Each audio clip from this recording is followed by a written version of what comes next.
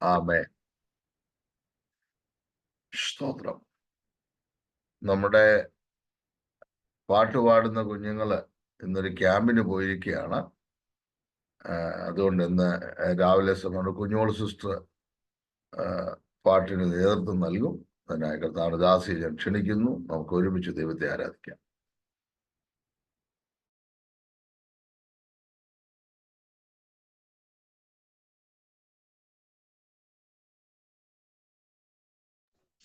കേൾക്കാമോ പാസ്റ്റർ? കേൾക്കാം.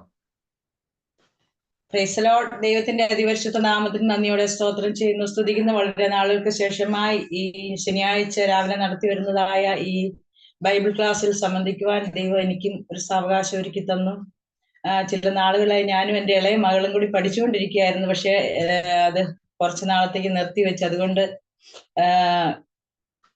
തുടർന്ന് പഠിക്കുവാൻ കഴിഞ്ഞില്ല. ഇന്ന് പകൽക്കാലം ദൈവസന്നിധിയിൽ കടന്നു വരുവാനും നിങ്ങളോടൊപ്പം ആയിരിക്കുവാൻ ദൈവമായ കർത്താവ് ഒരുക്കി തന്ന സാവകാശങ്ങൾക്കായി സ്തോത്രം ചെയ്യാം. ഇന്ന് പകൽക്കാലം എന്നെ സന്തോഷിപ്പിച്ച ഒരു പാട്ട് ഈ സമയം പാടുവാൻ ആഗ്രഹിക്കുന്നു.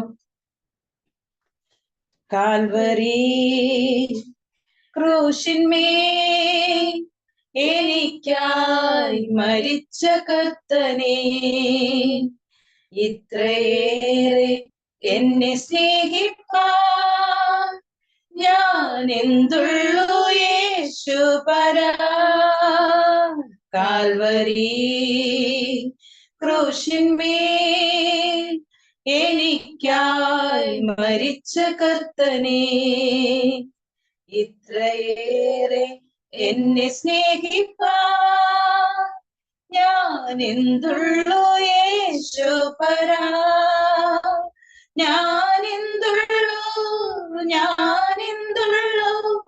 ഞാനെന്തുള്ളൂ യേശുപരാ, ഇത്രയേറെ എന്നെ സ്നേഹിപ്പാൻ ഞാൻ എന്തുള്ളൂ യേശുപരാ. നിന്തിരു രക്തത്തിൻ തുള്ളികൾ തെറിച്ച ക്രൂശതിൽ, അതിലോരോ തുള്ളികൾക്കും ഞാൻ എന്തു നൽകും മറുവിലയാ. നിന്തിരു രക്തത്തിൻ തുള്ളികൾ തെറിച്ച ക്രൂശതിൽ, അതിലോരോ തുള്ളികൾക്കും ഞാൻ എന്തു നൽകും മറുവിലയാ.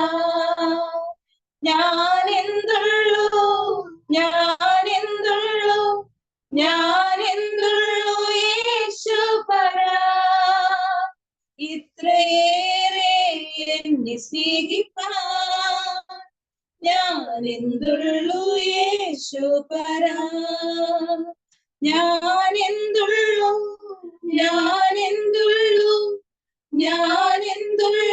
യേശുപരാ, ഇത്രയേറെ എന്നെ സ്നേഹിപ്പാൻ ഞാൻ എന്തുള്ളൂ യേശുപരാ.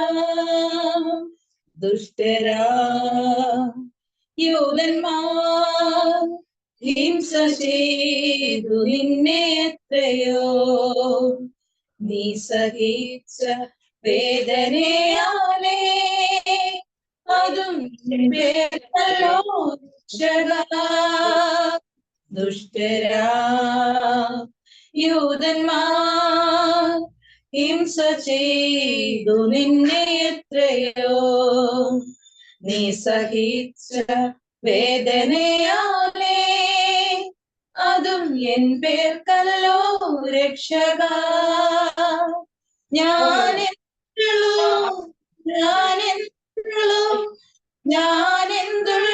യേശുപരാ, ഇത്രയേറെ എന്നെ സ്നേഹിപ്പാൻ ഞാൻ എന്തുള്ളൂ യേശുപരാ. എനിക്ക് പ്രകാരം ഒരു പാട്ട് പാടാൻ അവസരം ഒരുക്കി തന്ന കർത്താവിന്റെ പ്രിയപ്പെട്ട ദാസനോടും എല്ലാ പ്രിയപ്പെട്ടവരോടും ഒരു പ്രാവശ്യം നന്ദി അറിയിച്ചുകൊണ്ട്. Thank you Kunjol sister. ദൈവം അനുഗ്രഹിക്കട്ടെ. അനുഗ്രഹിക്കപ്പെട്ട ഒരു പാട്ട് രാവിലെ നമുക്ക് കേൾക്കുവാനും ദൈവത്തെ മഹത്വപ്പെടുത്തുവാനും ദൈവം നമുക്ക് അവസരം നൽകിയല്ലോ. തുടർന്ന് നമുക്ക് പ്രാർത്ഥനയ്ക്കായി നമുക്ക് തലകൾ വണക്കാം. നമുക്ക് ഒരുമനപ്പെട്ട ദൈവസന്നിധിയിൽ പ്രാർത്ഥിക്കാം. കർത്താവിന്റെ ദാസൻ സോബിൻ ബെന്നി അവറുകൾ ഇപ്പോൾ തുടർന്നുള്ള ശുശ്രൂഷയുടെ അനുഗ്രഹത്തിനായിട്ട് പ്രാർത്ഥിക്കുമെന്ന് ഞാൻ കരുതുന്നു. സോബിൻ ബെന്നി.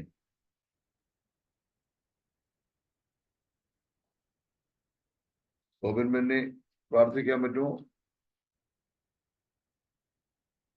ഓക്കെ, പ്രാർത്ഥിക്കാം. ഓക്കെ. പരിശുദ്ധനായ ഞങ്ങളുടെ നല്ല ദൈവമേ, നന്ദിയോടെ സ്തോത്രം ചെയ്യുന്നു. അനുഗ്രഹിക്കപ്പെട്ട പ്രഭാത സമയത്തിനായി ദൈവമേ ഞങ്ങൾ നന്ദി പറയുന്നു.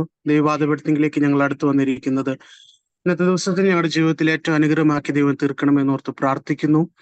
ദൈവമേ, ക്ലാസ്സിൽ എടുക്കുന്ന പ്രിയ സാറിനെ ദൈവകരങ്ങളിലേക്ക് സമർപ്പിക്കുന്നു. ദൈവം ശക്തമായിട്ട് ഉപയോഗിക്കേണ്ടതിന് വേണ്ടി പ്രാർത്ഥിക്കുന്നു. ഇവിടെ ജോയിൻ ചെയ്തിരിക്കുന്ന എല്ലാ പ്രിയമുള്ളവരെയും ദൈവകരങ്ങളിലേക്ക് സമർപ്പിക്കുന്നു. ഒരു നെറ്റ്വർക്ക് ഇഷ്യൂസും മറ്റു ടെക്നിക്കൽ ഇഷ്യൂസും ഒന്നും ഇല്ലാതെ വണ്ണം ദൈവമേ ഭംഗിയായി ക്ലാസ് പൂർത്തീകരിക്കാൻ ദൈവം സഹായിക്കണമേ. പറയുന്ന കാര്യങ്ങൾ മനസ്സിലാക്കുവാൻ ദൈവം ഞങ്ങളെല്ലാം സഹായിക്കേണ്ടതിന് വേണ്ടി പ്രാർത്ഥിക്കുന്നു. പ്രിയ സാറിനെ ദൈവം അനുഗ്രഹിക്കണം. ദൈവമേ, ഈ ഒരു കൂട്ടായ്മ ഏറ്റവും അനുഗ്രഹമാക്കി ദൈവം തീർക്കേണ്ടതിന് വേണ്ടി പ്രാർത്ഥിക്കുന്നു. ദൈവകരങ്ങളിലേക്ക് സമർപ്പിക്കുന്നു. പ്രാർത്ഥന കേട്ടിരിക്കാൻ സ്തോത്രം. യേശു ക്രിസ്തുവിൻ നാമത്തിൽ തന്നെ ആമേൻ. കർത്താവ് നമ്മുടെ പ്രാർത്ഥനകൾ കേട്ടുകൊണ്ട് സ്തോത്രം ചെയ്താട്ട്. സ്തോത്രം, സ്തോത്രം, സ്തോത്രം, സ്തോത്രം. ഹല്ലേലൂയ. ദൈവം നമ്മെ സഹായിക്കട്ടെ. ഒരു പാട്ടിന്റെ ഒരു കോറസ് കൂടെ നമ്മുടെ ലക്ഷ്യം മോള് പാടുന്നതായിരിക്കും. അതിനുശേഷം നമുക്ക് ദൈവവചനം പഠിക്കാം. ജീസസ്. Praise the lord. ലോകമേതും യോഗ്യമല്ലല്ലോ തൻ ഭക്തർക്കേ ഭുവതിൽ പാർപ്പാൻ. ലോകമേതും യോഗ്യമല്ലല്ലോ തൻ ഭക്തർക്കേ ഭുവതിൽ പാർപ്പാൻ. പാപം പേരുകീടുന്നേ, ശാപം പെരുകിടുന്നേ, ദൈവത്തെ മറന്നു ജനം പോയിടുന്നേ. പാപം പെരുകിടുന്നേ, ശാപം പെരുകിടുന്നേ, ദൈവത്തെ മറന്നു ജനം പോയിടുന്നേ. ലോകമേതും യോഗ്യമല്ലല്ലോ തൻ ഭക്തർക്കേ ഭുവതിൽ പാർപ്പാൻ. വിശ്വാസ പരിശോധനയിൽ തെല്ലുമ്പതറിയിടല്ലേ, കർത്തൻ നാമം മുറുകെ നമ്മൾ പിടിച്ചു കൊള്ളണമേ. അഗ്നി പരിശോധനയിലും കർത്തൻ വരും ശക്തിയോടെ, ഭക്തരുടെ മോഹം നമ്മൾ മുറുകെ പിടിച്ചു കൊള്ളണമേ. ലോകമേതും യോഗ്യമല്ലല്ലോ തൻ ഭക്തർക്കേ ഭുവതിൽ പാർപ്പാൻ. പാപം പെരുകിടുന്നേ, ശാപം പെരുകിടുന്നേ, കർത്തൻ നാമം മുറുകെ നമ്മൾ പിടിച്ചു കൊള്ളണമേ. ലോകമേതും യോഗ്യമല്ലല്ലോ തൻ ഭക്തർക്കേ ഭുവതിൽ പാർപ്പാൻ.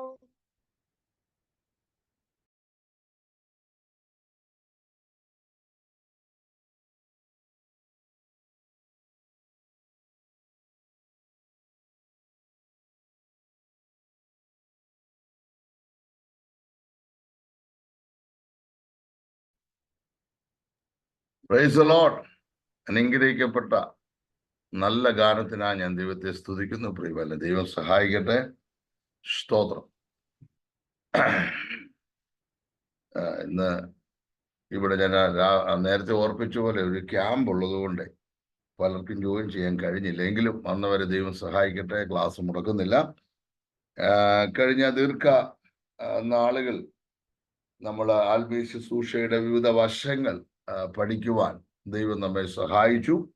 വിശ്വാസ സ്നാനത്തെക്കുറിച്ചും വിശുദ്ധ സഭായോഗത്തെക്കുറിച്ചും തിരുവത്താഴ ശുശ്രൂഷയെക്കുറിച്ചും വിവാഹ നിശ്ചയം, വിവാഹം, ശിശു പ്രതിഷ്ഠ, അങ്ങനെ പല കാര്യങ്ങൾ നമുക്ക് ചിന്തിക്കുവാനിടയായി. ആദ്യമായി ജോയിൻ ചെയ്തവരുടെ അറിവിന് വേണ്ടി ഒരു മുഖവര കഴിഞ്ഞ ക്ലാസ്സിൽ ഞാനൊന്ന് തുടങ്ങി വെച്ചു. സ്തോത്രം. പഠിപ്പിച്ച കാര്യങ്ങൾ തുടർന്ന് ഞങ്ങൾ പഠിപ്പിക്കുന്നില്ല, ബാക്കിയുള്ള ഭാഗമാണ് പഠിപ്പിക്കുന്നത്. എങ്കിലും സ്തോത്രം, ആത്മീയ ശുശ്രൂഷകന്മാരെ ദൈവം നിയമിച്ചിരിക്കുന്നതിന്റെ ഉദ്ദേശം എന്താണ്? എന്തിനാണ് ദൈവദാസന്മാരായ നമ്മയൊക്കെ ദൈവം നിയമിച്ചിരിക്കുന്നത്? Why did God appoint us? എന്തിനാണ് ദൈവം നമ്മെ നിയമിച്ചിരിക്കുന്നത്? സ്തോത്രം. ഒന്നാമതായി, വിശ്വാസത്തിന്റെ പൂർണ്ണതയ്ക്ക്.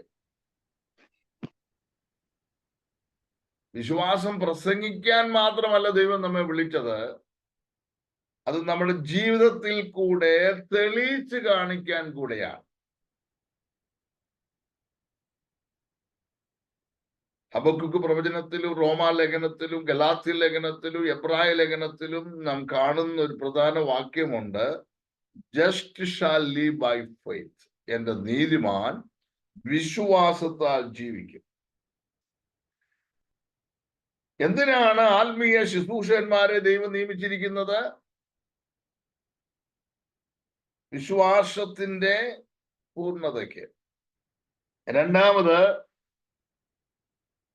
വിശുദ്ധന്മാരുടെ യഥാസ്ഥാപനത്തിന്.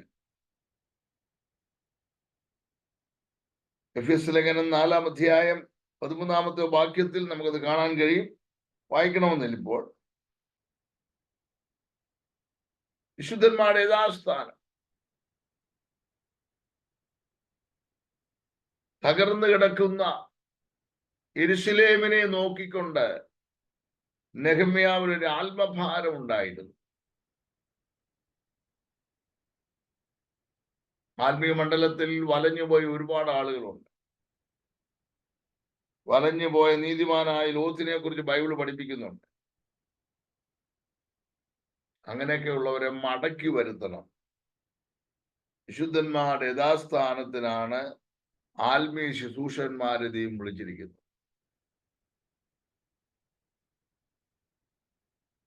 മൂന്നാമത്, ക്രിസ്തുവിന്റെ ശരീരത്തിന്റെ ആത്മീയ വർധനയ്ക്ക്.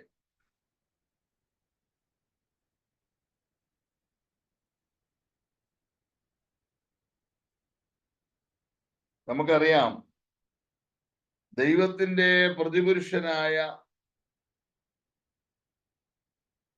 ദൈവദാസന്മാരുടെ ലക്ഷ്യമെന്ന് പറയുന്നത് ദൈവജനം ആത്മീയ വർധന പ്രാപിക്കണമെന്നുള്ളതാണ്. കർത്തദാസന്മാരോട് എനിക്ക് പറയാനുള്ളത്, ശ്രദ്ധിച്ചാട്ട് നമ്മളെ ദൈവം ശുശ്രൂഷയിൽ മുമ്പോട്ട് നടത്തുമ്പോൾ ആൾപ്പെരുപ്പത്തിലേക്കും സാമ്പത്തികത്തിലേക്കും നമ്മുടെ കണ്ണുകൾ തിരിഞ്ഞു പോകരുത്. ഇന്ന് പല സഭകളും ലവോദിക്ക സഭ പോലാണ്. ക്രിസ്തുവിന്റെ ആധിപത്യം ഇല്ലാത്ത ഒരു നിലയിലേക്ക് മാറിക്കഴിഞ്ഞു.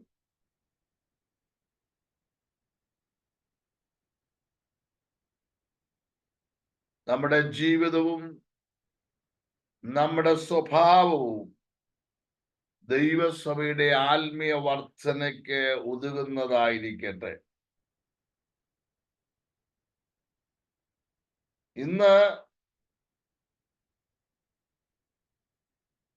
ആത്മീയരെന്ന് പറയുന്ന പലരും ഈ ലോകത്തോട് അനുരൂപപ്പെട്ടു കഴിഞ്ഞു. ദൈവത്തിന്റെ ഇഷ്ടം അറിഞ്ഞ് മനസ്സ് പുതുക്കി രൂപാന്തരപ്പെടുവാൻ മനസ്സില്ലാതെ വന്നു.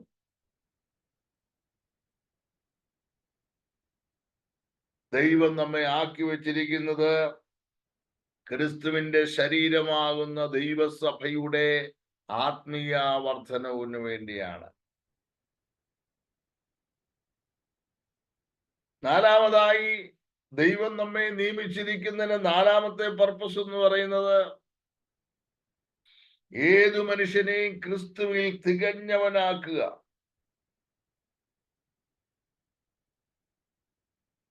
അതിനകത്ത് യഹൂദനെന്നില്ല, ജാതികളെന്നില്ല. Make every man perfect in Christ. ഏത് മനുഷ്യനെയും ക്രിസ്തു തിരിഞ്ഞവനാക്കുക.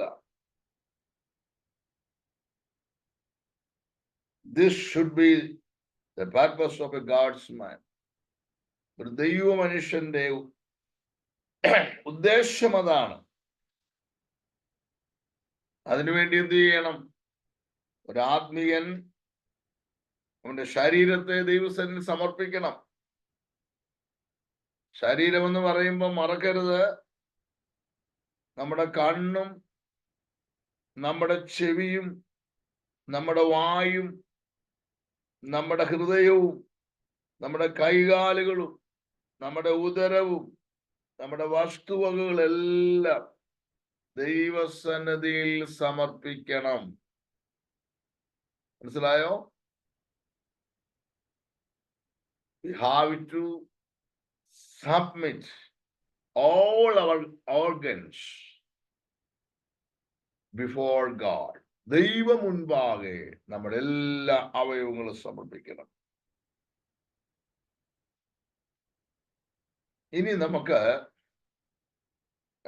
പഠിക്കാനുള്ളത്, നമ്മൾ കഴിഞ്ഞ പ്രാവശ്യം കഴിഞ്ഞ ദീർഘനാളുകൾ പഠിപ്പിച്ചതിൻ്റെ അടുത്ത ഭാഗത്തേക്ക് നമ്മുടെ ശ്രദ്ധയെ നമുക്ക് തിരിക്കാം. അതായത് ശിശുപ്രതിഷ്ഠയെ കുറിച്ചാണ് ഡീറ്റെയിൽ ആയിട്ട് നമ്മൾ പഠിച്ച് അവസാനിപ്പിച്ചത്. കല്ലിടിയിലിനെ കുറിച്ചും ഞാൻ ഇന്ന് പറഞ്ഞിരുന്നു. എന്നാൽ അതുകൂടെ ഒക്കെ ഒന്ന് ടച്ച് ചെയ്തിട്ട് അടുത്ത ഭാഗത്തായിട്ടൊക്കെ നമുക്ക് പോവാം. സ്തോത്രം. സാറേ, ഭവനപ്രതിഷ്ഠയെ കുറിച്ച് പഠിപ്പിച്ചെന്ന് എന്റെ ഓർമ്മ. ഭവനപ്രതിഷ്ഠയിലേക്ക് പ്രവേശിച്ചു, ഓർമ്മയുണ്ട്. എന്നാലും ഒന്ന് ടച്ച് ചെയ്തിട്ടാണ്. ഓക്കെ, നമുക്കറിയാം പുതുതായി പണിയുന്ന ആരാധനാലയത്തിന്റെ കല്ലിടിയിൽ കർമ്മം നിർവഹിക്കാറുണ്ട്. പുതുതായി പണിയുന്ന ഭവനത്തിന്റെ കല്ലിടിയിൽ കർമ്മം നിർവഹിക്കാറുണ്ട്. പുതുതായി പണിയുന്ന ഏതു സ്ഥാപനത്തിനും ഒരു കല്ലിടിയിൽ കർമ്മമുണ്ട്. ഒരു പണിയുടെ പ്രധാന ഭാഗമാണ് കല്ലിടിയിൽ ശുശ്രൂഷ, ലേയിങ് സ്റ്റോൺ.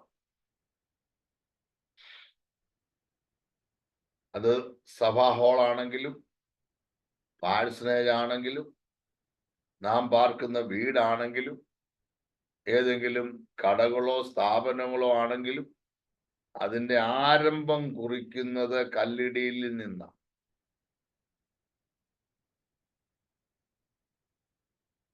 നമ്മളൊരു കാര്യം ഓർക്കണം, നമ്മൾ പാർക്കുന്ന ഈ വലിയ ഭൂമിയുടെ അടിസ്ഥാനമിട്ടത് ദൈവമാണ്. രാമൻ പറഞ്ഞേ, പ്രൈസ് ദി ലോർഡ്. 102 സങ്കീർത്തനം 25-ാമത്തെ വാക്യം നമുക്കൊന്ന് വായിക്കാം. ലക്ഷമോൾ ഉണ്ടെന്ന് വിചാരിക്കുന്നു, എടുത്തവർ വായിച്ചു. 102 സങ്കീർത്തനം 25-ാം വാക്യം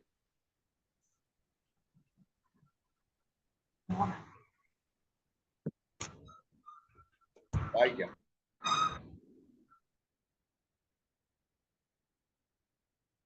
ആർക്കും വായിക്കാം. ലക്ഷമോളെ കാണുന്നില്ല. പൂർവകാലത്ത് നീ ഭൂമിക്ക് അടിസ്ഥാനമിട്ടു, ആകാശത്തിന്റെ കൈകളുടെ പ്രവൃത്തിയാകുന്നു. പൂർവകാലങ്ങൾക്ക് ഈ ഭൂമിക്ക് അടിസ്ഥാനമിട്ടു. ഈ ഭൂമിയൊന്നും ചുമ്മാതെ ഉണ്ടായി വന്നതല്ല, സൂര്യൻ പൊട്ടിത്തെറിച്ചുണ്ടായതല്ല. ഇതൊക്കെ ചുമ്മാതെ അറിവില്ലായ്മ കൊണ്ട് പറയുന്ന കാര്യങ്ങളാണ്. ഇതിന് അടിസ്ഥാനം എത്ര ഭംഗിയായിട്ട് ആ ദൈവം ഭൂമിക്ക് അടിസ്ഥാനം ഇട്ടതെന്ന് ഓർത്തു നോക്കിക്കേ. ഭൂമിയുടെ 2/3 ഭാഗം വെള്ളമാണ്. പക്ഷെ ഈ വെള്ളം ഭൂമിയെ മൂടാതിരിക്കാൻ വചനം പറയുന്നു, നീ മണല് കൊണ്ട് ഭൂമിക്ക് അടിസ്ഥാനം. അതിര് നിശ്ചയിച്ചു അല്ലെ. നമുക്കറിയാം, നിങ്ങളൊക്കെ ബീച്ചിലൊക്കെ പോകുന്നവരാ, മണലാ അവിടെ എല്ലാം അല്ലേ. അവിടെ നിന്ന് ഇങ്ങോട്ട് കയറല്ലെന്നൊരു അതിര് നിശ്ചയിച്ചേക്കുക. അന്നേരം സമുദ്രത്തിനൊരു അതിർത്തിയുണ്ട്, നദികൾക്കൊരു അതിർത്തിയുണ്ട്, കരയ്ക്കൊരു അതിർത്തിയുണ്ട്. ഇതെല്ലാം ഭംഗിയായി സെറ്റ് ചെയ്ത് നല്ല ഓർഡർ അനുസരിച്ച് നോക്കിക്കേ. അമേരിക്കൻ ഐക്യനാടുകൾ, യൂറോപ്പ്, ഏഷ്യൻ ഭൂഖണ്ഡം, റഷ്യ, ആസ്ട്രേലിയ, ഇനി എന്ത് പറയുന്നു, അന്റാർട്ടിക്ക. ഇതെല്ലാം നോക്കിക്കേ, എത്ര ഭംഗിയായിട്ട് ദൈവം ഡിസൈൻ ചെയ്തെന്ന് നോക്കണം. ഭൂമിക്കടി അതുപോലെ ആകാശം ദൈവത്തിന്റെ മഹത്വത്തെ വർണ്ണിക്കുന്നു. ആകാശവിധാനം അവന്റെ കൈവേലയെ പ്രസിദ്ധമാക്കുന്നു. 19-ാം സങ്കീർത്തനത്തിൽ നമുക്ക് കാണാം അല്ലേ. ഇതെല്ലാം ദൈവം ഡിസൈൻ ചെയ്തേക്കുന്നതാ. ഇന്ന് രാവിലെ ഞാൻ നമ്മുടെ ജോൺസൺ ബ്രദറുമായിട്ട് സംസാരിച്ചത്, അദ്ദേഹം രാജസ്ഥാനിലാണ്. നല്ല ചൂടാ പാസ്റ്റർ എന്നോട് പറഞ്ഞു. ഞാൻ പാർക്കുന്ന UAE-ലും നല്ല ചൂടുണ്ട്. ഒരു കാര്യം ഓർക്കണം, ഭൂമിയുടെ ചരിവെന്ന് പറയുന്നത് 23.5 ഡിഗ്രി സെന്റിഗ്രേഡില്ല, 23.5 ഡിഗ്രിയാണ്. ഞാൻ ചില നിരീശ്വരവാദികളോടൊക്കെ പറയാണ്, നിങ്ങൾ സൂര്യനിൽ നിന്ന് ഭൂമി പൊട്ടിത്തെറിച്ചെന്നൊക്കെ പറയുമ്പോഴേ വളരെ കൃത്യമായി 23.5 കൊണ്ട് നിർത്തിയത് എങ്ങനെ. അത് 24.5 ആയിരുന്നെങ്കിൽ ഇതൊരു അഗ്നിഗോളമായി മാറുമായിരുന്നു. പിന്നെ നമുക്കിവിടെ പാർക്കാൻ പറ്റിയല്ല. 23.5 എന്നുള്ളത് 22.5 ആണെങ്കിൽ ഇതൊരു മഞ്ഞുഗോളമായി മാറിപ്പോവായിരുന്നു. കൃത്യമായിട്ട് ദൈവം അതിന്റെ അച്ചുതണ്ടിൽ ഭൂമിയെ സ്ഥാപിച്ചത് എവിടുന്നെങ്കിലും എന്തെങ്കിലും പൊട്ടി വീണതല്ലെന്നേ. മനസ്സിലായോ? ദൈവമാണ് ഭൂമിക്ക് അടിസ്ഥാനമിട്ടത്. യോബിന്റെ പുസ്തകം 38-ാം അധ്യായം എന്നെടുത്ത്, യോബിന്റെ പുസ്തകം 38-ാം അധ്യായം 4-ാമത്തെ വാക്യവും 7-ാമത്തെ വാക്യവും. ഞാൻ ഭൂമിക്ക് അടിസ്ഥാനം ഇട്ടപ്പോൾ നീ എവിടെയായിരുന്നു? നിനക്ക് വിവേകമുണ്ടെങ്കിൽ പ്രസ്താവിക്കുക. അതിന്റെ അടിസ്ഥാനം ഏതിന്മേൽ ഉറപ്പിച്ചു? അല്ല അതിന്റെ മൂലക്കല്ലിട്ടവൻ ആർ? സ്തോത്രം. യഹോവയായ ദൈവം ഭൂമിക്ക് അടിസ്ഥാനം ഇട്ടപ്പോൾ യോബ് നീ എവിടായിരുന്നു? പ്രഭാത നക്ഷത്രങ്ങൾ ദൈവപുത്രന്മാര് സന്തോഷിക്കുക, ദൈവത്തിന്റെ ദൂതന്മാർ സന്തോഷിക്കുകയാണ്. ആമേൻ. ജീസസ്. ഒരു കാര്യം ഞാൻ പറയാം, നമ്മൾ ഹോളിന് കല്ലിട്ടാലും, നാം പാർക്കുന്ന വീടിന് കല്ലിട്ട്, എന്തിനും നമ്മൾ കല്ലിട്ടാലും അത് പൂർത്തീകരിക്കേണ്ടത് ആരാന്ന് പറയാമോ?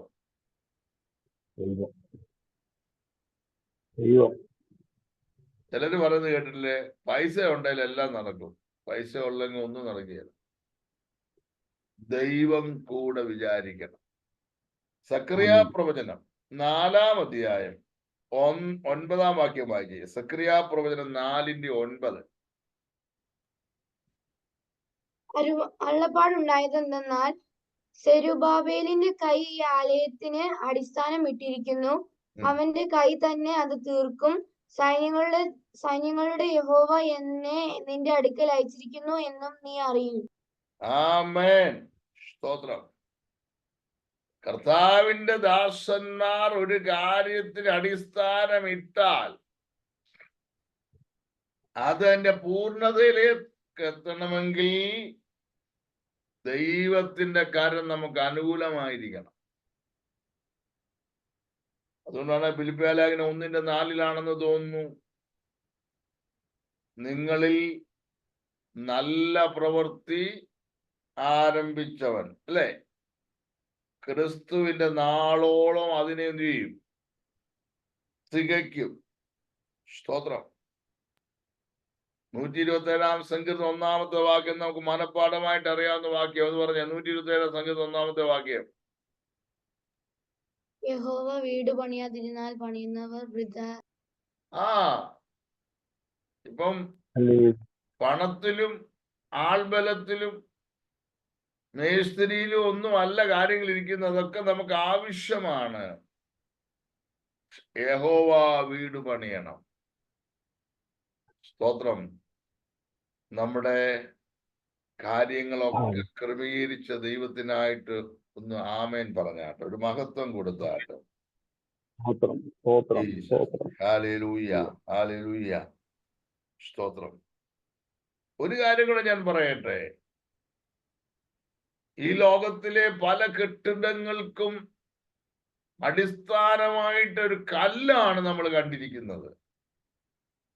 നമ്മുടെ അടിസ്ഥാനം എന്ന് പറയുന്നത് കേവലം കല്ലല്ല, ക്രിസ്തു തന്നെയാണ്. Price the Lord. നമ്മുടെ ജീവിതത്തിന്റെ അടിസ്ഥാനമാണ്. നമ്മുടെ ജീവിതത്തിന്റെ അടിസ്ഥാനം ക്രിസ്തുവാണ്. ക്രിസ്തു എന്ന മൂലക്കല്ലിന്മേലാ പണി നടക്കുന്നത്. നമുക്കറിയാം, ഒരു കെട്ടിടത്തിന് 3 ഭാഗങ്ങളുണ്ട്. ഏതൊക്കെയാന്ന് പറയാമോ? ഒരു കെട്ടിടത്തിന് 3 ഭാഗങ്ങളുണ്ട്. ഏതൊക്കെയാ? ഫ്ലോറ്, ഭിത്തി, സ്റ്റെപ്പ്. ആമേ. നമ്മള് നേരത്തെ പഠിച്ചിട്ടുള്ളതാണ്.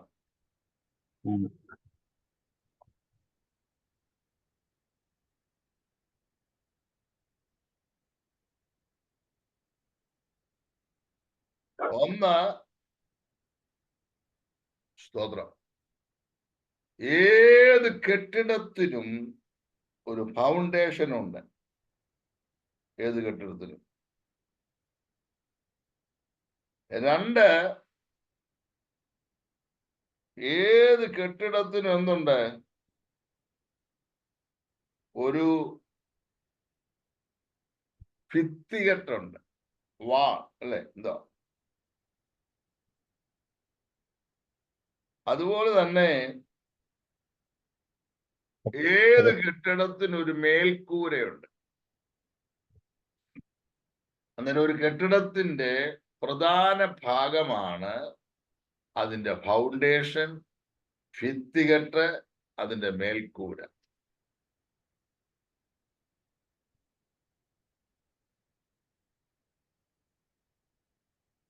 കർത്താവ് മനസ്സ് വെച്ചാൽ ഏത് വീടിന്റെയും ഫൗണ്ടേഷൻ ഈസി ആയിട്ട് നടക്കും. അതിന്റെ ഭിത്തികെട്ട് ഭംഗിയായി നടക്കും. അതിന്റെ മേൽക്കൂരയും ഭംഗിയായി നടക്കും. ഞാനൊരു ചെറിയ വീട് വായ്പാട് പണിതുകൊണ്ടിരിക്കുന്ന സമയത്താണ് കോവിഡ് വരുന്നത്. കോവിഡ് വന്ന് ഏതാണ്ട് 6 മാസം ഞങ്ങൾക്ക് UAE വരാൻ കഴിയാതെ നാട്ടിൽ പെട്ടുപോയി. സഭായോഗമില്ല, കൂട്ടായ്മകളില്ല, യാത്ര ചെയ്യാൻ പറ്റുകയില്ല. വിഷമിച്ചു പോയി.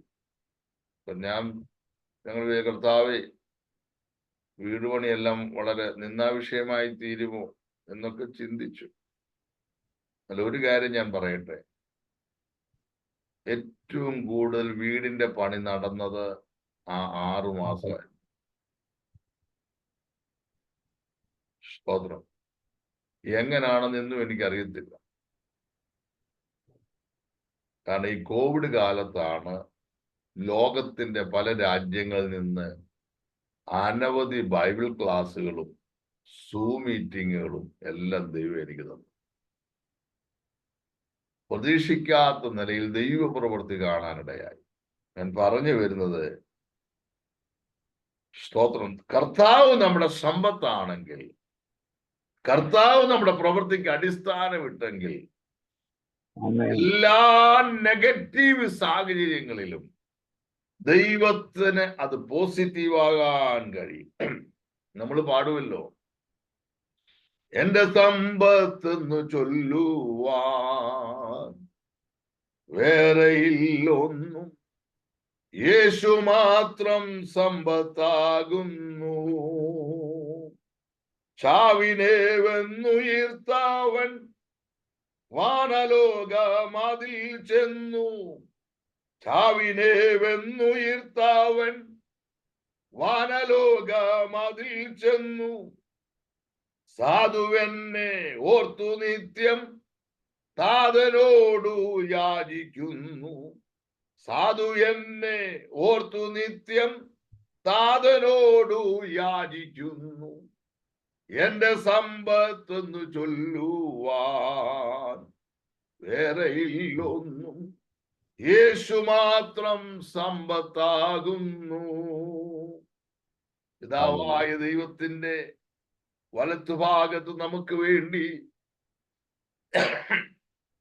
മധ്യസ്ഥത ചെയ്യുന്ന ഒരരുമനാഥൻ നമുക്കുണ്ട്. ദൈവത്തിന്റെ നാമം വാഴ്ത്തപ്പെടുന്നതാകട്ടെ. സ്തോത്രം.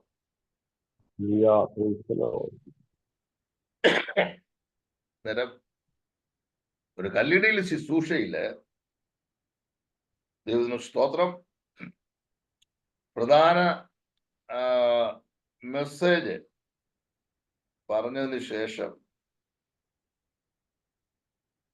121 സങ്കീർത്തനം, 127 സങ്കീർത്തനം, ഇവയിലേതെങ്കിലും ഒന്ന് വായിച്ചിട്ട്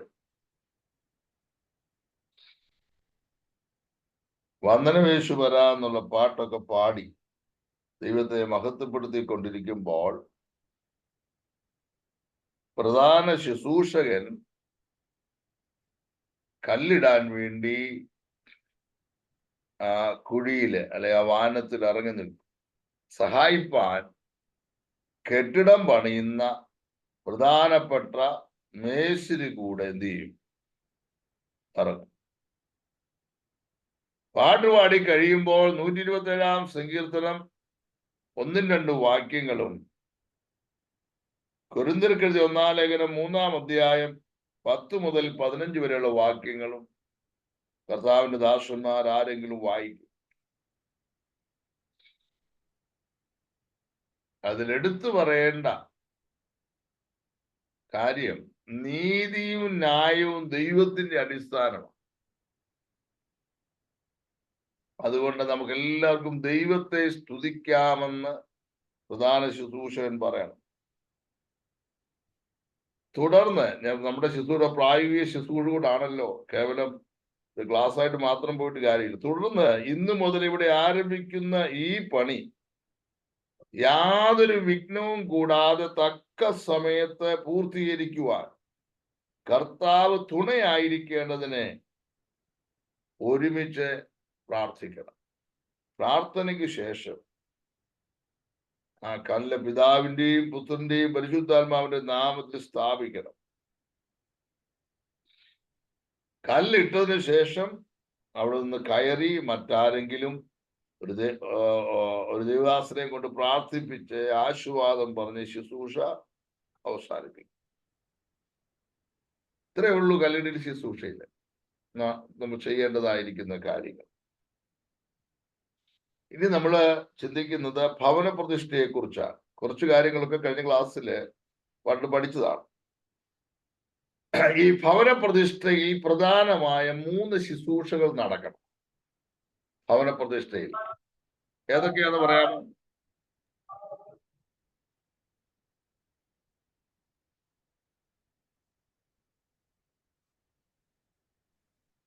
ഭവന പ്രതിഷ്ഠയിൽ പ്രധാനമായി 3 ശുശ്രൂഷകൾ നടക്കണം. ഒന്ന്, ഭവനത്തിലേക്കുള്ള പ്രവേശനം.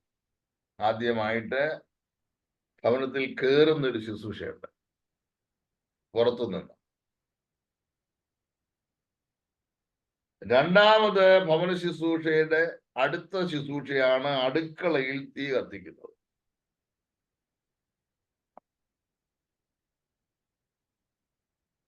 മൂന്നാമത്തെ ശുശ്രൂഷയാണ് ഭവനം ദൈവസന്നിധിയിൽ പ്രതിഷ്ഠിക്കുന്നത്, ഡെഡിക്കേഷൻ.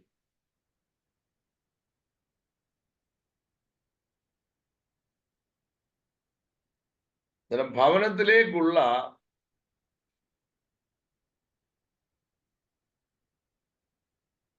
ഭവനത്തിലേക്കുള്ള പ്രവേശനത്തെ കുറിച്ച് ചില കാര്യങ്ങൾ ഞാൻ ഓർപ്പിക്കുക. ഒന്ന്, ഭവനത്തിലേക്കുള്ള പ്രവേശനം.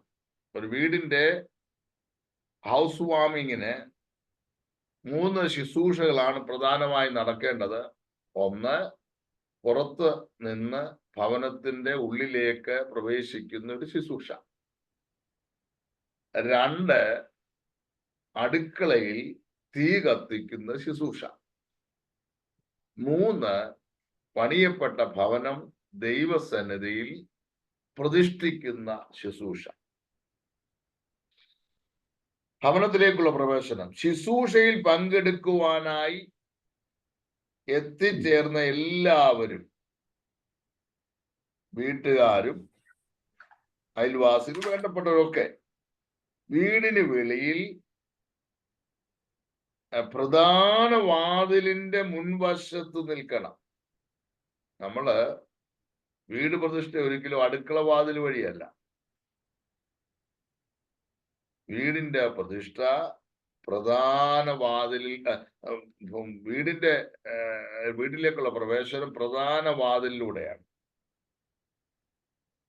അങ്ങനെ എല്ലാവരും മെയിൻ ഡോറിന്റെ അടുത്ത് വന്നു കഴിയുമ്പോൾ ഒരു സ്തോത്രഗീതം പാടും. ഒരുപാട് സ്തോത്രഗീതങ്ങളുണ്ട്. പാഴ്ത്തിയിടുക, സ്തുതിച്ചാർത്തിയിടുക, അവന്റെ നാമം ഉയർത്തിയിടുക, വാഴ്ത്തിയിടുക, സ്തുതിച്ചാർത്തിയിടുക, അവന്റെ നാമം ഉയർത്തിയിടുക. ഏതെങ്കിലും ഒരു സ്തോത്രഗീതം പാടിയതിനു ശേഷം പാട്ട് കഴിഞ്ഞാൽ ഉടൻ പ്രധാന ശുശ്രൂഷകൻ ഒരു സങ്കീർത്തനം വായിക്കും.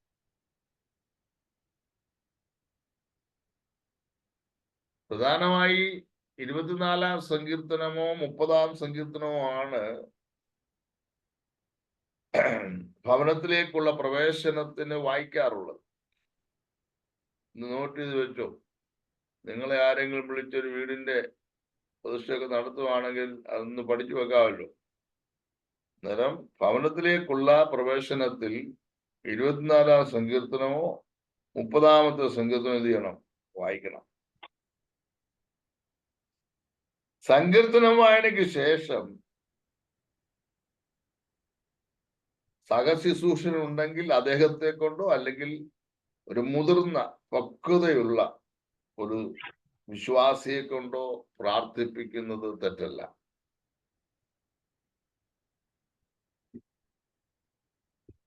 പ്രാർത്ഥന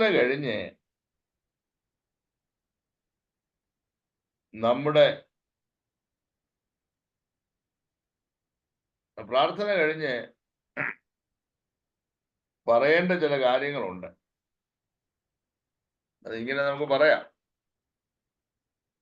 നമ്മുടെ പ്രിയ സഹോദരൻ അല്ലെങ്കിൽ സഹോദരി, അവരുടെ പേര്, കുടുംബം ഉച്ചരിച്ചു വരെ നമുക്ക് പറയാം. ഈ ആയുസ്സിൽ പാർക്കാൻ ഒരു ഭവനം ദൈവം നൽകി. ഈ ഭവനത്തിന്റെ പണി ആരംഭിച്ച ദിവസം മുതൽ ഇതിന്റെ പണി പൂർത്തീകരിപ്പാൻ ഇത്രത്തോളം സർവശക്തൻ സഹായിക്കും.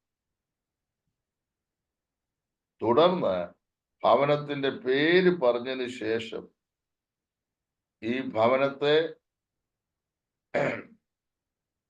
പിതാവിന്റെയും പുത്രന്റെയും പരിശുദ്ധാത്മാവിന്റെയും നാമത്തിൽ ഇവിടെ പാർക്കുവാൻ ആഗ്രഹിക്കുന്ന ആ സഹോദരൻ, പേരെന്താന്ന് വെച്ചാൽ അന്നേരം പറഞ്ഞോണം,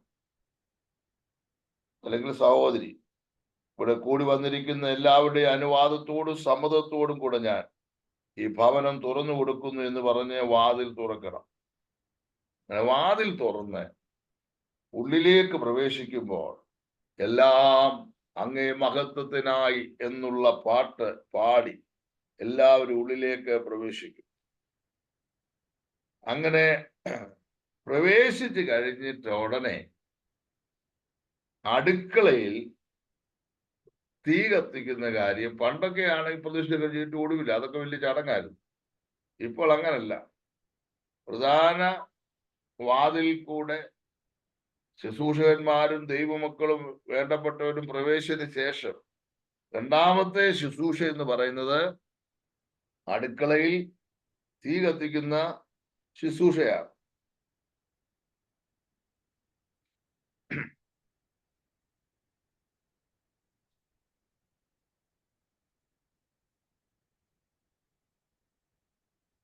അടുക്കളയിലെ തീ കത്തിക്കുന്ന ശുശ്രൂഷയിൽ നമുക്കറിയാം എല്ലാവർക്കും പോയി അടുക്കള നിൽക്കാൻ ഒക്കുകയില്ല.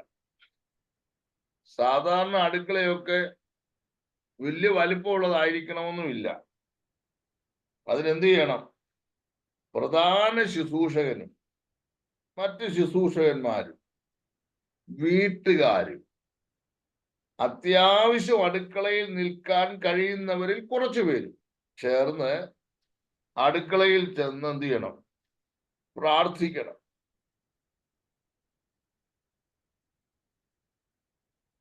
ഒരു കാര്യം ഓർക്കണം, ഒരു വീടിന്റെ ഒരു ഐശ്വര്യമാണ് അടുക്കള.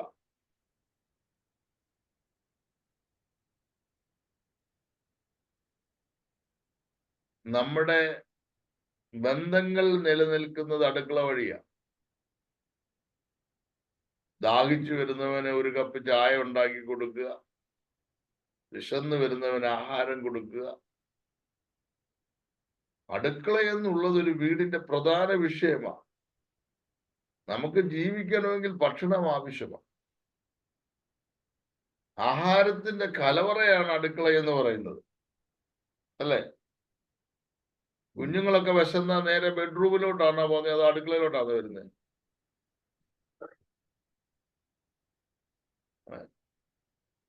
ഞാനത് സ്കൂളിലൊക്കെ പഠിക്കുന്നത് പഴയ കാലങ്ങളില് സ്കൂളിൽ നിന്ന് വന്നു കഴിഞ്ഞ് പുസ്തകമൊക്കെ അങ്ങോട്ട് ഇട്ടിട്ട് നേരെ അടുക്കളയിലോട്ടോ. കാരണം നമുക്ക് അവിടെയാണ് എന്തെങ്കിലും തിന്നാനോ കുടിക്കാനോ കിട്ടുന്ന ഒരിടം. മനസ്സിലായോ? അടുക്കള സമൃദ്ധമാണെങ്കിൽ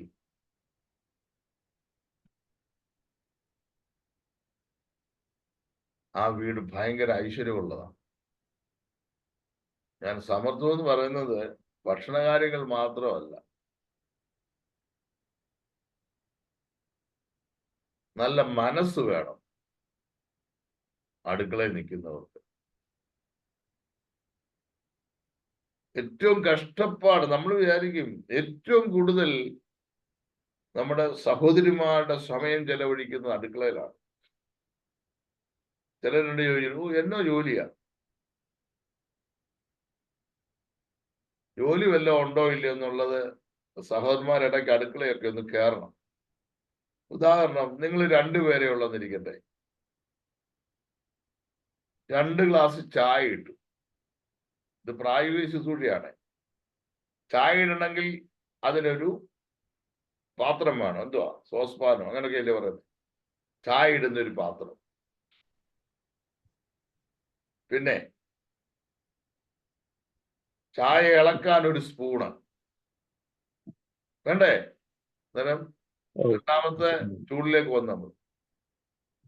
പിന്നെ ചായ അരിക്കാൻ ഒരു അരിപ്പ, 3 സാധനമായി. പിന്നെ ചായ അരിക്കണമെങ്കിൽ വേറൊരു കപ്പ് വേണം, ഒരു സ്റ്റീൽ കപ്പ്, ഇത് വേണ്ടേ? 4. പിന്നെ നമ്മള് കുടിക്കുന്ന 2 കപ്പ്. ഞാൻ 2 പേരുടെ കാര്യമാണ് പറഞ്ഞത്, ശ്രദ്ധിച്ചാൽ മതി. എന്നാലും ഇപ്പൊ എത്ര പാത്രമായിരുന്നു ഓർത്ത് എന്ന് പറഞ്ഞേ, നിങ്ങൾ എണ്ണിയില്ലല്ലേ? സോസ്പാന്, സ്പൂണ്, അരിപ്പ, കപ്പ് 2 എണ്ണം. ആ, 5 ആയില്ലേ? 5 പാത്രമായി. ഇത് സോപ്പ് ഉപയോഗിച്ച് കഴുകണമെങ്കിൽ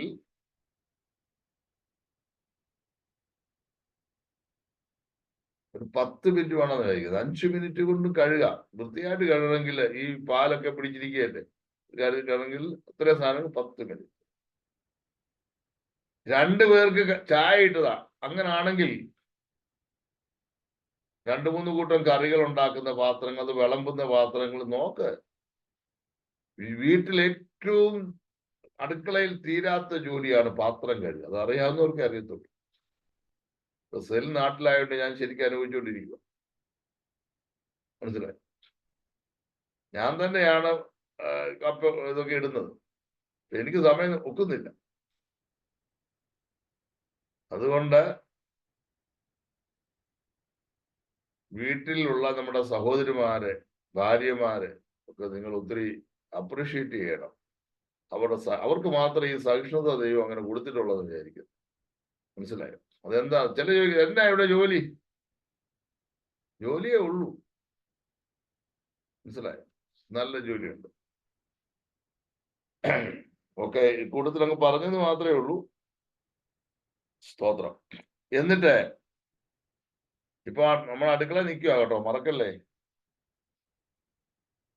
പ്രധാനമായിട്ടിവിടെ പ്രാർത്ഥിക്കേണ്ട ഒരു വിഷയം, ക്ഷാമകാലത്ത് സരഫാത്തിലെ വിധവയുടെ മാവ് കുഴയ്ക്കുന്ന തൊട്ടിയിൽ ഒരു കുറവും വന്നില്ല. ഭരണിയിലെ എണ്ണ കുറഞ്ഞു പോയില്ല. ജീവിതത്തിൽ ക്ഷാമകാലം വരും, ഞെരുക്കങ്ങൾ വരും, ബുദ്ധിമുട്ടുകൾ വരും. ജീസസ്, ഇക്കടത്തിൽ എൻ്റെ ഒരു അനുഭവം പറയാതിരിക്കാൻ പറ്റിയില്ല. ഞാൻ പറഞ്ഞില്ല 6 മാസം നാട്ടിൽ പെട്ടുപോയെന്ന് പറഞ്ഞില്ലേ. ഈ 6 മാസം കഴിഞ്ഞ് 6 മാസം 180 ദിവസമായപ്പോ ഞാൻ സെന്നോട് പറഞ്ഞു, ഇനി വിസയൊക്കെ നമ്മുടെ എക്സ്പയറി ആകുവാണ്, രണ്ടും കൽപ്പിച്ച് നമുക്ക് തിരിച്ചു പോവാം. എനിക്ക് പെർമിഷൻ കിട്ടുന്നില്ല ഇങ്ങോട്ട് കയറാൻ. ഒന്ന് GDFRയുടെ എന്തൊക്കെ പെർമിഷൻ വേണം, കിട്ടുന്നില്ല.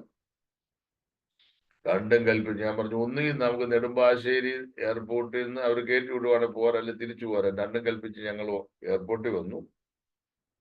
ഞാൻ ഇങ്ങനെ എമിഗ്രേഷൻ കൗണ്ടറിലെല്ലാം ഒന്ന് ജസ്റ്റ് ഒന്ന് നോക്കിയപ്പോ ഇച്ചിരി പ്രായമുള്ള ഒരു ഓഫീസറെ കണ്ടു. ബാക്കിയുള്ളിടത്തെല്ലാം ഓരോരുത്തരെ വിളിച്ച് ചോദ്യം ചെയ്ത് മാറ്റി നിർത്തുക, വിടുന്നില്ല. ഞങ്ങളുടെ ഇപ്പൊ എങ്ങോട്ട് കയറി വരാനുള്ള സംഭവമൊന്നുമില്ല. എന്നിട്ട് ഞാൻ പാസ്പോർട്ട് ഒക്കെ കൊടുത്തപ്പോ പെർമിഷൻ എന്ത് ചെയ്യും ചോദിച്ചു. പെർമിറ്റ് ഞാൻ പറഞ്ഞു, സാറേ പെർമിഷൻ പിന്നെ അങ്ങനെ എനിക്ക് അറിയത്തില്ല, ഇത്രയോ സംഭവമൊക്കെ ഉള്ളെന്നൊക്കെ പറഞ്ഞു.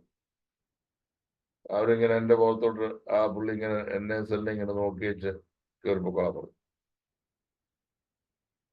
കറക്റ്റ് ഇവിടെ വന്നപ്പോ ഉണ്ട് 14 ദിവസം ക്വാറന്റീൻ. ഈ ക്വാറന്റീൻ എന്നുള്ള വാക്കൊക്കെ എല്ലാരും പഠിച്ചത് ഈ ഷിപ്പിന് ഉപയോഗിക്കുന്ന ഒരു സംഭവമാണ്, പദമാണ്. പക്ഷെ അത് അല്ലാതെ ക്വാറന്റീൻ 14, നിങ്ങൾ ചിന്തിക്കണം, 14 ദിവസം വീട്ടിനകത്ത് ഇരുന്നോണം, പുറത്തോട്ട് പോകാൻ പറ്റിയല്ല. 6 മാസം കഴിഞ്ഞ് ഇങ്ങോട്ട് വന്നതാ. എല്ലാം ഉണ്ടോ? ആഹാര സാധനങ്ങൾ, പൈസ, ഇത് പല കാര്യങ്ങളില്ലേ. പുറത്തിറങ്ങാൻ ഒത്തിരി ഭയങ്കര ശിക്ഷയാ പുറത്തിറങ്ങിയ. സ്തോത്രം. വരാൻ പറ്റുമോ? ദൈവമക്കളൊക്കെ ഉണ്ട്, പക്ഷെ വരാൻ പറ്റുമോ? പറ. ആർക്കും സഹകരിക്കാനൊക്കെ ഭയങ്കര സ്ട്രിക്റ്റ് നിയമമല്ലേ. ആർക്കും ഒന്നും ഒരു കാര്യം ഓർക്കണം, ചില സന്ദർഭങ്ങളിൽ പണമുണ്ടെങ്കിലും ആളുകൾ ഉണ്ടെങ്കിലും നമ്മളെ സഹായിപ്പാൻ ഒക്കാത്ത സിറ്റുവേഷൻ ഒക്കെ ഉണ്ടാകും. അവിടെ നമ്മളെ ദൈവമാണ് നടത്തുന്നത്. അത് പ്രത്യേകം ഓർത്തോണം. അങ്ങനെ ചില 1-2 ദിവസങ്ങൾ കഴിഞ്ഞു, എന്ത് ചെയ്യണമെന്ന് അറിയത്തില്ല. അങ്ങനെ ഇരുന്നപ്പോൾ രാത്രി ഒരു 12 മണിയോട് അടുക്കുന്ന സമയത്ത് എനിക്കൊരു ഫോൺ കോൾ വന്നു. എന്നോട് പറഞ്ഞു, പാസ്റ്റർ വേഗം താഴോട്ടൊന്ന് വരണമെന്ന്. ഞാൻ പറഞ്ഞു, ഞാൻ വരത്തില്ല, ഞങ്ങൾ ക്വാറന്റൈനിൽ ഇരിക്കുക, വരാൻ പറ്റിയിരുന്നു.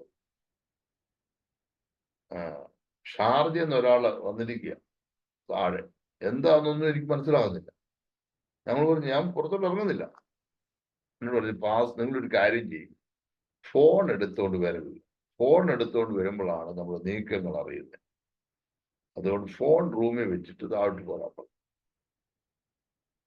അങ്ങനെ ചെറിയ ഭയപ്പാടോടുകൂടെ താഴോട്ടിറങ്ങി. ദൈവമൊക്കെ കേൾക്കണോ? ഒരു ഗ്രോസറി നടത്താനുള്ള സാധനങ്ങളുമായിട്ട് ഷാർജയിൽ നിന്ന് ഒരാൾ വന്നേക്കുക.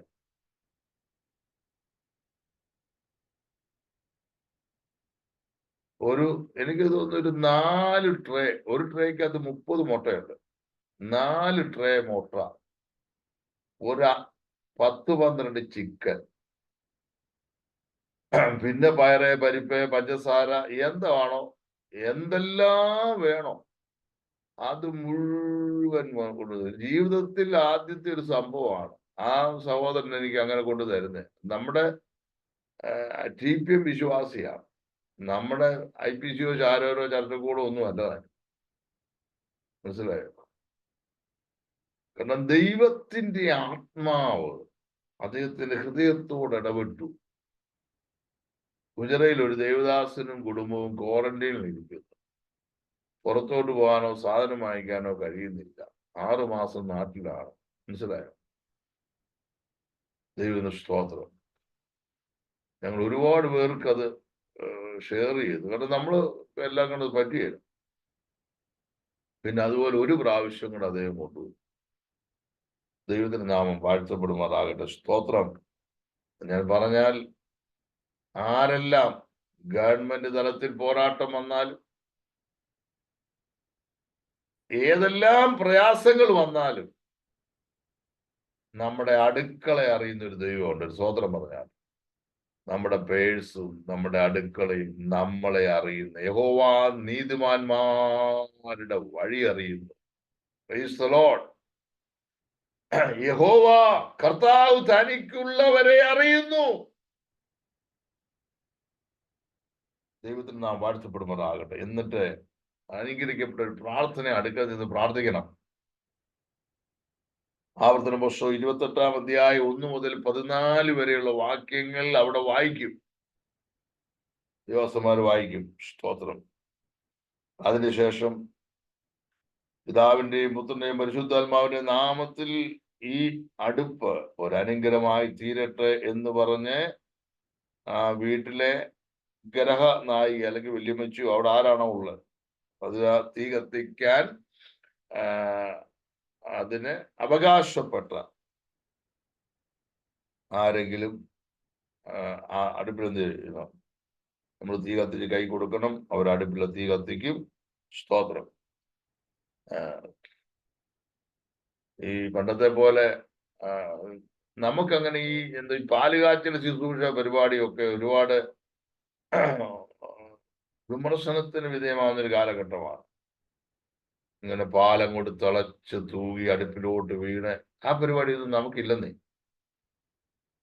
സ്തോത്രം. നമ്മുടെയൊക്കെ വീട് പ്രതിഷ്ഠയ്ക്ക് സ്തോത്രം വീട് തീ കത്തിച്ച് എല്ലാവർക്കും നല്ല പിന്നെ ഡെഡിക്കേഷൻ കൊണ്ട് പ്രതിഷ്ഠയ്ക്ക് പോയത് എല്ലാവർക്കും നല്ല ചായ ഇട്ട് കൊടുത്തു. അതിനപ്പുറത്ത് പരിപാടിയൊന്നും. ദൈവത്തിന് സ്തോത്രം. നമുക്കിപ്പം ഭൂമി ദേവിയെ പ്രസാദിപ്പിച്ചിട്ടൊന്നും സാധിക്കാനില്ല. നമ്മുടെ കർത്താവിനെ നമ്മൾ പ്രസാദിപ്പിക്കുക എന്നുള്ളതാണ് ഏറ്റവും വലുത്. ജാതീയ ആചാരങ്ങളും അനുഷ്ഠാനങ്ങളും അനാചാരങ്ങളും ഒക്കെ നമ്മുടെ ഇടയിൽ ഒരുപാട് കയറി വന്നിട്ടുണ്ട്. മനസ്സിലായോ? അതൊക്കെ നമ്മൾ തിരിച്ചറിയണം. അറിയാൻ വയ്യാത്ത കാര്യങ്ങൾ ദൈവദാസന്മാരുമായി ഡിസ്കസ് ചെയ്യണം. വചനത്തിൽ വല്ല വ്യവസ്ഥയുണ്ടോ എന്ന് നമ്മൾ ചോദിക്കണം. ചിലപ്പോൾ അറിവുകേടുകൾ സംഭവിച്ചു പോയിട്ടുണ്ട്. ഒക്കെ തെറ്റ്. അവിടെ അങ്ങനെ ചെയ്യുന്നു, ഇവിടെ അങ്ങനെ ചെയ്യുന്നു, നമുക്കും ചെയ്യുന്നു. അതിനപ്പുറത്തോട്ട് ചിന്തിക്കുന്നില്ല. ഇതിന്റെ അർത്ഥങ്ങളോ വരുമ്പരാഴികളോ ഒന്നും ചിന്തിക്കാതെ പലതും ചെയ്തു പോയിട്ടുണ്ട്. എന്നാൽ ഇപ്പോൾ നമ്മൾ കുറച്ചുകൂടെ ദൈവവചനമൊക്കെ പഠിച്ച് മനസ്സിലാക്കി വരുമ്പോൾ നമ്മൾ സത്യത്തിന് വേണ്ടി ഉറച്ചു നിൽക്കുവാൻ പ്രത്യേകം ശ്രദ്ധിക്കുക. സ്തോത്രം. ഇനിയും മൂന്നാമത് ആ വീടിനെ ഭവന പ്രതിഷ്ഠയാണ്. 1 വീട്ടിലേക്കുള്ള പ്രവേശനം, 2 അടുക്കള തീ കത്തിക്കുക, 3 ഭവന പ്രതിഷ്ഠ. സഭാ ശുശ്രൂഷകൻ പ്രാർത്ഥിച്ച് ശുശ്രൂഷ ആരംഭിക്കണം. എന്നിട്ട് പ്രാർത്ഥിച്ച് കഴിഞ്ഞിട്ട് വന്ദനം യേശുവര നിനക്കൊന്നും വന്ദനം എന്നുള്ള പാട്ടൊക്കെ പാടണം. അതിനുശേഷം അവിടെ വന്നിരിക്കുന്ന ദൈവമക്കളിൽ 2 പേർക്ക് പ്രാർത്ഥിപ്പാൻ അവസരം കൊടുക്കണം.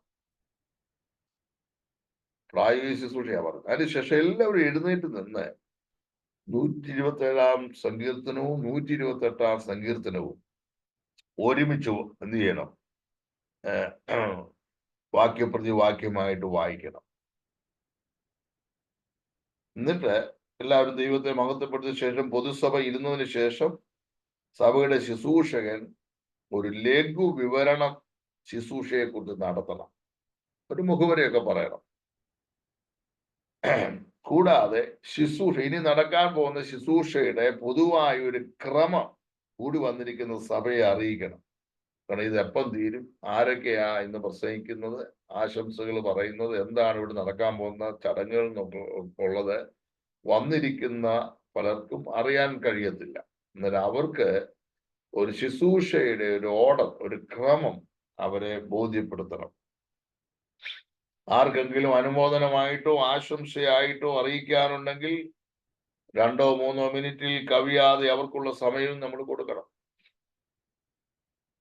അങ്ങനെ അനുമോദനവും ആശംസയും ഒക്കെ കഴിഞ്ഞതിന് ശേഷം ആ വീട്ടിലെ ഗ്രഹനാഥന് സാക്ഷി പറയാനുള്ളതായ അവസരവും അതോടൊപ്പം തന്നെ നന്ദി പറയാനുള്ള അവസരവും അദ്ദേഹത്തിന് കൊടുക്കണം.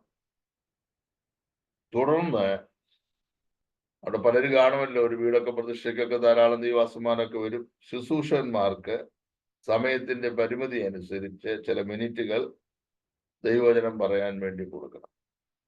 അതിനുശേഷം പ്രധാന ശുശ്രൂഷ നടത്തുന്ന ദൈവദാസൻ ദൈവവചനത്തിൽ നിന്നും ആധികാരികമായി സംസാരിക്കണം. അതുകൊണ്ട് ആ പ്രസംഗത്തില് ഒരു 8 കാര്യങ്ങൾ എംഫസൈസ് ചെയ്യണം. ഒന്ന്, ദൈവസഭയാം ഭവനം. നമ്മളൊരു വീട്ടിൽ താമസിക്കുമ്പോൾ ആ ഭവനം മാത്രമല്ല, ദൈവസഭ എന്ന ഭവനത്തെ കുറിച്ചൊരു ഓർമ്മയുണ്ടാകും. അതുപോലെ തന്നെ പഴയ നിയമ കാലഘട്ടങ്ങളിൽ ദൈവത്തിന്റെ ഭവനം, ഇസ്രായേൽ ഗൃഹം ദൈവത്തിന്റെ ഒരു ഭവനമായിരുന്നു.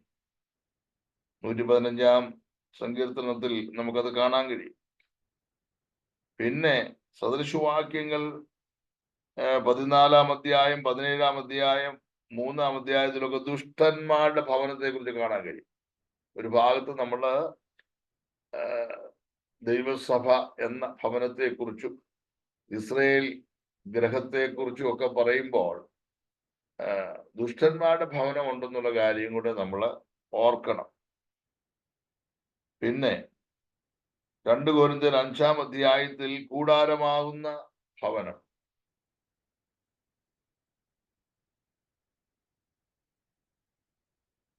അഞ്ചാമത് ജീവിതം എന്ന ഭവനം,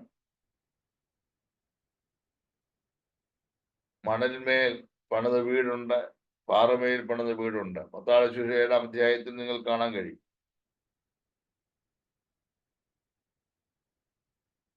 അതുപോലെ തന്നെ ദുഷ്ടന്മാരുടെ ഭവനം ഉണ്ടെങ്കിൽ നീതിമാന്മാരുടെ ഭവനമുണ്ട്.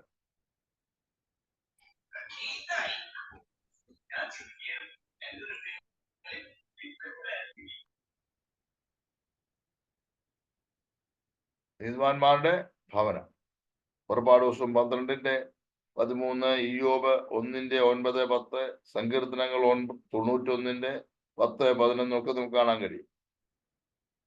പിന്നെ ഭക്തന്മാരുടെ ഭവനം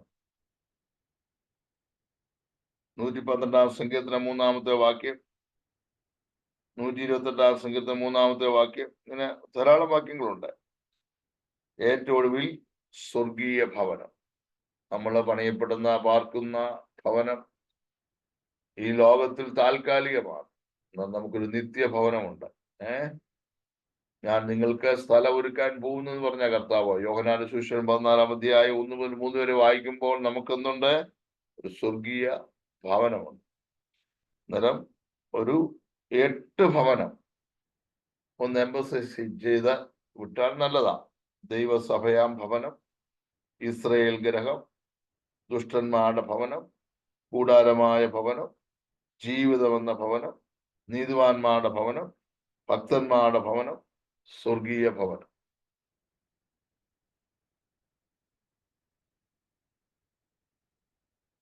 എന്നിട്ട് ഇത്രയും കാര്യങ്ങൾ ഉൾക്കൊള്ളിച്ചൊരു ശുശ്രൂഷ അല്ലെങ്കിൽ ഒരു പ്രസംഗം ചെയ്തതിനു ശേഷം ഒരാളെ കൊണ്ട് പരസ്യമായി പ്രാർത്ഥിപ്പിക്കണം. അതിനുശേഷം എല്ലാവരും എഴുന്നേറ്റ് നിന്ന് എന്നോടുള്ള നിൻ സർവ നന്മകൾക്കായി എന്ന ഗാനം പാടണം.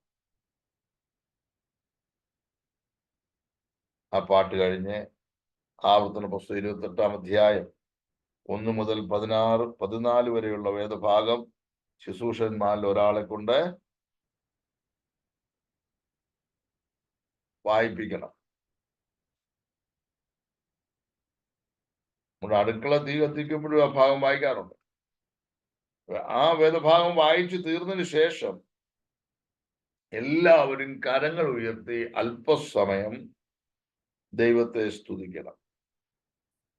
തുടർന്ന് എല്ലാവരും പരസ്പരം കരങ്ങൾ കോർത്തു പിടിക്കുകയും ശുശ്രൂഷകൻ ഭവനത്തെ പിതാവിന്റെയും പുത്രന്റെയും പരിശുദ്ധാത്മാവിന്റെയും നാമത്തിൽ പ്രാർത്ഥിച്ച് ദൈവകരങ്ങളിൽ ഏൽപ്പിച്ച് പ്രതിഷ്ഠിക്കണം. അതിനുശേഷം ആശീർവചനം എന്ന് പറയത്തില്ല, അല്ലെങ്കിൽ ആശംസാ വചനമായിട്ട് സംഖ്യാപുസ്തകം 6-ാം അധ്യായം നിങ്ങൾ എഴുതി വെച്ചതല്ല, സംഖ്യാപുസ്തകം 6-ാം അധ്യായം 24 മുതൽ 27 വരെയുള്ള വേദഭാഗം ഒരാളെ കൊണ്ട് ഉച്ചത്തിൽ വായിപ്പിക്കണം. അതിലെ ഓരോ വാക്യവും ഉച്ചത്തിൽ എടുത്തു പറയുന്നത് നന്നായിരിക്കും. മനസ്സിലായോ? എന്നിട്ട് സംഖ്യാപുസ്തകം 6-ാം അധ്യായം 27-ാം വാക്യത്തിന് പകരം ആ വാക്യത്തെ കോട്ട് ചെയ്തുകൊണ്ട് നമുക്ക് പറയാം, പിതൃവൃത്ത പരിശുദ്ധാത്മാവാം ദൈവത്തിന്റെ നാമത്തിൽ ഈ ഭവനം അനുഗ്രഹിക്കപ്പെടുമാറാകട്ടെ, ജനമെല്ലാം ആമേൻ എന്ന് പറയണം.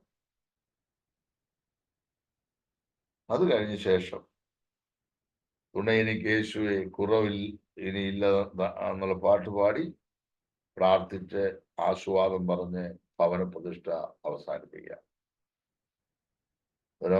ഇതാണ് ഒരു വീടിന്റെ പ്രതിഷ്ഠ എന്ന് പറയുന്നത്. നമുക്കിനി അടുത്ത ക്ലാസ്സിൽ നമുക്ക് ആരാധനാലയത്തിന്റെ പ്രതിഷ്ഠയെ കുറിച്ച് പഠിക്കാം. മനസ്സിലായി? ഇന്ന് നമ്മള് കല്ലിടലിനെ കുറിച്ച് പഠിച്ചു, വീടിന്റെ പ്രതിഷ്ഠയെ കുറിച്ച് പഠിച്ചു. ഇനി അടുത്തത് ആരാധനാലയത്തിന്റെ പ്രതിഷ്ഠയെ കുറിച്ച് അടുത്ത ക്ലാസ്സിൽ നമുക്ക് പഠിക്കും. ഇനി അങ്ങോട്ട് കുറച്ച് പ്രായോഗിക കാര്യങ്ങളാണ് നമ്മൾ ചിന്തിക്കുന്നത്. ദൈവം സഹായിക്കട്ടെ. സ്തോത്രം. ഒരു പാട്ടൂടെ പാടാൻ ഉള്ള താല്പര്യമുള്ള ആരെങ്കിലും ഉണ്ടെങ്കിൽ ഒരു പാട്ടൂടെ പാടുക. അതിനുശേഷം നമുക്ക് പ്രാർത്ഥിച്ച് ഈ ക്ലാസ് ഇന്ന് ഇവിടെ അവസാനിപ്പിക്കാം. കാരണം നമുക്ക് പാടുന്ന ആ കുഞ്ഞുങ്ങൾ ഇന്ന് ICPF ക്യാമ്പിൽ പോയതുകൊണ്ട്. ആരെങ്കിലും വില്ലിംഗ് ആണോ ഒരു പാട്ട് പാടാൻ?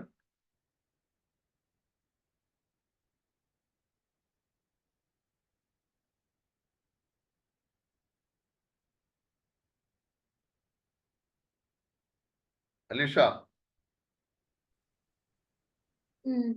ഒരു പാട്ട് പാടിക്കോ? അറിയാവുന്ന ഒരു പാട്ടങ്ങ് പാടാൻ. എനിക്കൊരു തുണ നീ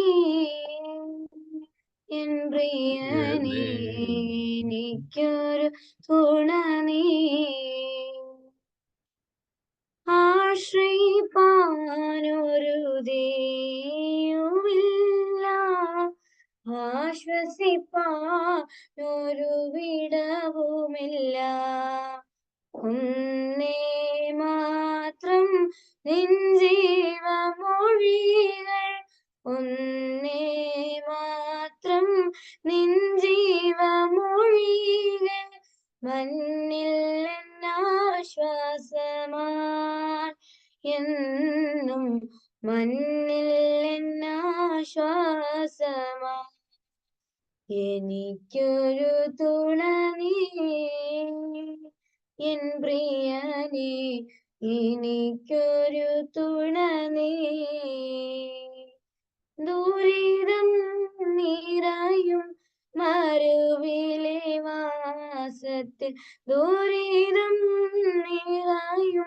മരുവിലെ മാസത്തിൽ എനിക്കൊരു തുണ നീ എൻ പ്രിയനെ എനിക്കൊരു തുണ നീ.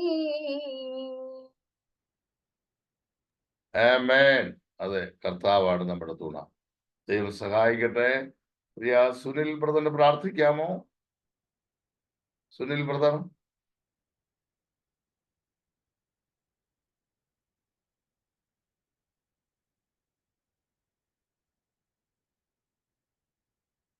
ആരെങ്കിലും ഒരാൾ അൺമ്യൂട്ട് ചെയ്തിട്ട് ദൈവസന്നിധിയിൽ പ്രാർത്ഥിച്ചാട്ട്.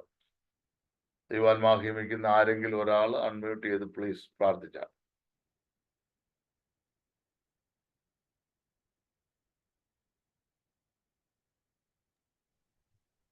ഹല്ലേലൂയ. കർത്താവേ സ്തോത്രം. അനുഗ്രഹിക്കപ്പെട്ട പ്രഭാത സമയത്തിനായി അങ്ങേക്ക് നന്ദി കരേറ്റുന്ന കർത്താവേ, ഈ പ്രഭാതത്തിൽ അവിടുത്തെ ഹാലേലി വചനം ശ്രവിക്കുവാൻ, കർത്താവെ അവിടുത്തെ നാമത്തിൽ ഞങ്ങൾ ഒന്നിച്ചു കൂടുവാൻ നൽകിത്തന്ന ഹാലേലി അനുഗ്രഹിക്കപ്പെട്ട അവസരത്തെ ഓർത്ത് അങ്ങേക്ക് നന്ദി കരേറ്റുന്ന സ്തോത്രം ചെയ്യുന്നപ്പ. അവിടുത്തെ ദാസനിലൂടെ കർത്താവെ ഹാലേലുയ ഭവന പ്രതിഷ്ഠയെ പറ്റി പഠിക്കുവാൻ ഹല്ലേലുയ അവിടുന്ന് ഹാലേലി ഞങ്ങളെ അനുഗ്രഹിച്ചുവല്ലോ കർത്താവെ. നന്ദി കരേറ്റുന്ന സ്തോത്രം ചെയ്യുന്നു. കൂടുതൽ കൂടുതൽ കർത്താവെ അറിവുകൾ ഹാലേലിയ സ്വർഗീയ ജ്ഞാനത്താൽ അവിടുത്തെ ദാസനെ കുടുംബത്തെയും കർത്താവെ ഹാലേലി ഏഴാം അടിയങ്ങളെയും കർത്താവെ ഹാലേലുയ അവിടുത്തെ അറിവിനാൽ ജ്ഞാനത്താൽ ഹാലേലിയ നിറയ്ക്കുവാനായി പ്രാർത്ഥിക്കുന്ന പിതാവേ. ഹാലേലുയ ഞങ്ങളുടെ ഇഷ്ടപ്രകാരമല്ലപ്പ അവിടുത്തെ ഇഷ്ടം ചെയ്യുന്നവരായി അവിടുത്തെ മഹത്വത്തിനായി ജീവിപ്പാൻ ഞങ്ങളെല്ലാവരെയും അവിടുന്ന് ബലപ്പെടുത്തണമേ കർത്താവെ. ഞങ്ങളിൽ നിന്ന് മറ്റുള്ളവരിലേക്കും കർത്താവെ അവിടുത്തെ സമാധാനവും സ്നേഹവും ഹാലേലുയ വ്യാപിക്കുവാൻ തക്കവണ്ണം അവിടുന്ന് ഞങ്ങളെയൊക്കെയും ഉപയോഗിക്കണമേ കർത്താവെ. ഹാലേലുയ അവിടുന്ന് ഞങ്ങളെ വിളിച്ചു വേർതിരിച്ചതിനായി സ്തോത്രം ചെയ്യുന്നു. അവിടുത്തെ അറിയുവാൻ നൽകിയ മഹാഭാഗ്യത്തിനായി നന്ദി കരേറ്റുന്നു കർത്താവ്. സ്തോത്രം സ്തോത്രം സ്തോത്രമപ്പ. ഹാലേലുയ അവിടുത്തെ ദാസനെയും കുടുംബത്തെയും പ്രത്യേകമായി സമർപ്പിക്കുന്നപ്പ. ഹാലേലുയ ബൈബിൾ കോളേജിനായി പ്രാർത്ഥിക്കുന്നു. ഹാലേലുയ അതിൽ പഠിക്കുന്നവരെ ഒക്കെയും കർത്താവെ സമർപ്പിച്ച് അങ്ങേക്ക് നന്ദി കരേറ്റുന്ന കർത്താവ്. എല്ലാം അവിടുത്തെ നാമഹത്വത്തിനായി തീരണമേ. അവിടുത്തെ ആത്മാവിനാൽ ഞങ്ങളെ നടത്തണമേ കർത്താവ്. ഹല്ലേലൂയ. Praise the lord. സകലമാനവും മഹത്വവും അങ്ങേക്ക് പിതാവ് യേശു ക്രിസ്തുവിന്റെ ധന്യനാമത്തിൽ അപേക്ഷിക്കുന്നപ്പ ഹൃദയോടെ കേൾക്കുമാറാണെന്ന്. ആമേൻ. കർത്താവ് നമ്മുടെ പ്രാർത്ഥനകൾ കേട്ടോണ്ട് സ്തോത്രം ചെയ്യാം. സ്തോത്രം സ്തോത്രം സ്തോത്രം. പരിശുദ്ധന പിതാവായ ദൈവത്തിന്റെ സ്നേഹം, പുത്രനായ യേശു ക്രിസ്തുവിന്റെ കൃപ, പരിശുദ്ധാത്മാവിന്റെ കൂട്ടായ്മ തുടർന്നുള്ളതായിരിക്കുന്ന ബൈബിൾ ക്ലാസ്സിനോടും നമ്മുടെ എല്ലാവരോടും കർത്താവിന്റെ വരവരെ ഉണ്ടായിരിക്കുമാറാകട്ടെ. ആമേൻ. കരങ്ങളോട് കർത്താവിന് മാത്രം കൊടുക്കാം. Hallelujah, hallelujah, hallelujah. ദൈവം നമ്മ എല്ലാവരെയും സഹായിക്കട്ടെ. മറ്റുള്ളവരെ കൂടെ ഉത്സാഹിപ്പിച്ച് നിങ്ങൾ ലിങ്ക് അയച്ചു കൊടുക്കുക. അടുത്ത സാറ്റർഡേ നമുക്ക് കാണാം. God bless you. Thank you sir. Okay okay. Thank you, Pastor. Price the Lord. Eliyamma sister ദൈവം സഹായിക്കട്ടെ. Praise Lord, Pastor. Praise Lord. Price the Lord, price the Lord. ഞാൻ ഡ്യൂട്ടിയിലായിരുന്നു കേട്ടോ, അതുകൊണ്ടാ ലേറ്റ് ആയി പോയത്. കുഴപ്പമില്ല. സ്തോത്രം. മനസ്സറിയുന്ന ദൈവം.